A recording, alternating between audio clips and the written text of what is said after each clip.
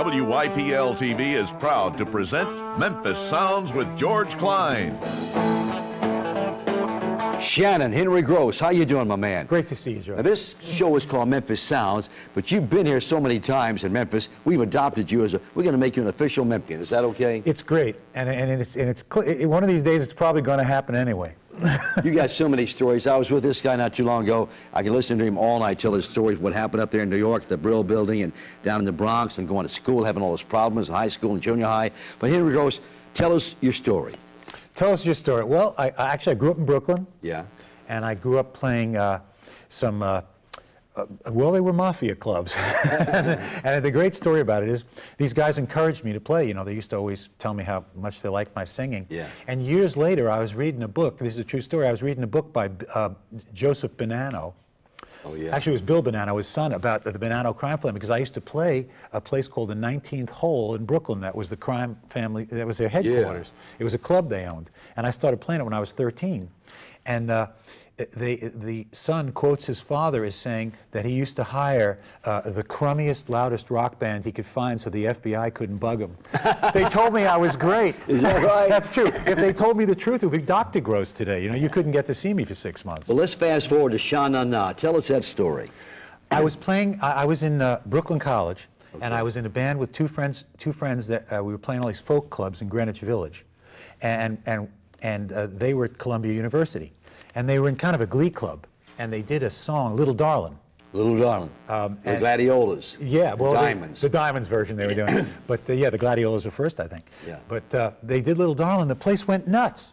And the brother of one of the guys in the glee club had this epiphany. He said, you grease your hair, you dress in 50s style clothes, and you get 3 guys up front in gold lame jackets, do a show of all rock and roll and 50s hits. So they did a concert on the steps of Low Library at Columbia, and they thought 500-600 people would show up. Yeah. It was a beautiful night, and my buddies were in it, so I went. Yeah. And about 6,000 people showed up, and the debauchery of that night is legendary at Columbia because the students and professors were dancing naked in the fountains. So this is true. So there were 12 or 13 of them. And the next morning, one of the guys in the glee club, the preppiest one, quit in disgust. I, of course, joined. and then together we created this love letter to the 50s we called Sha Na Na. And how did you get to Woodstock? Jimi Hendrix. This is very funny. We were together only a couple of weeks. And I'll try to make it as quick as I can, but I had my 69 Bug, and a bunch of us piled in the Bug, and we went to this club on 46th Street in Manhattan called the Steve Paul Scene. And Steve Paul went on to manage Johnny Winter and Edgar Winter. Yeah. So Steve Paul had this club, and it was, as we say, the hottest, coolest club in New York. Yeah. So we went in, and the guys ran in with just the review of this Grease festival, the first East Coast Grease festival that we did at Columbia. Yeah. And he read this and he said, "You're in." So we started playing, and the first night we were jamming with Hendrix and Eric Clapton. And I saw Eric, he remembered this. And you know, they came, and we must have played at this scene. We started playing there almost every night. So we jammed. This was, you know, Rick Derringer, we'd be there till 7 in the morning playing. Yeah. After we did the shows. I mean, Dr. John was there, and Slim Harpo was there. The real deal. Yeah, it was incredible. And we'd all jam. We'd do our shows, and the crowd would go home, and we'd play till 6, 7 in the morning. So Jimmy, I guess, spoke to Mike Lang. Jimi Hendrix. And recommended that we be added to Woodstock, so we were.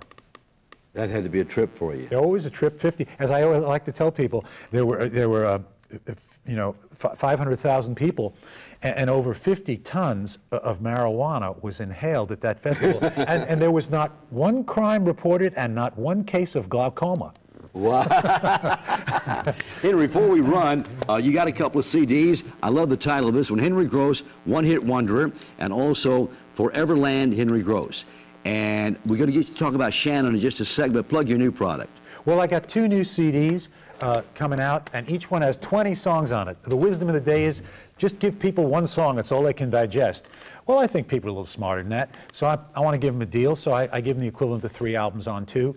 I'm going to put them out together and sell them for next to nothing on my website. One's called Rhymes and Misdemeanors, and one's called Right as Rain. Right as Rain. Okay, now, talk about Shannon, your #1 song.